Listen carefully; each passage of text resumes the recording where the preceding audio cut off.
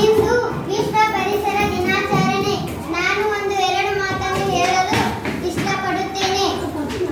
ಪರಿಸರದ ಬಗ್ಗೆ ಜಾಗೃತಿ ಮೂಡಿಸಲು ಮತ್ತು ಮಾನವನ ಚಟುವಟಿಕೆಗಳಿಂದ ಉಂಟಾಗುವ ಹೆಚ್ಚಿನ ಹಾನಿಯನ್ನು ತಡೆಗಟ್ಟಲು ಜೂನ್ 5ರಂದು ವಿಶ್ವ ಪರಿಸರ ದಿನವನ್ನು ಆಚರಿಸುತ್ತೇವೆ. ಈ ದಿನವು ನಮ್ಮ ಪರಿಸರವನ್ನು ರಕ್ಷಿಸಲು ತೆಗೆದುಕೊಳ್ಳಬೇಕಾದ ಹಲವಾರು ಕ್ರಮಗಳನ್ನು ನೆನಪಿಸುತ್ತದೆ.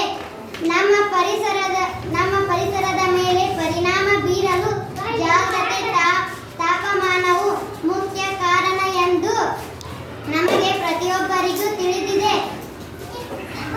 ಹೀಗಾಗಿ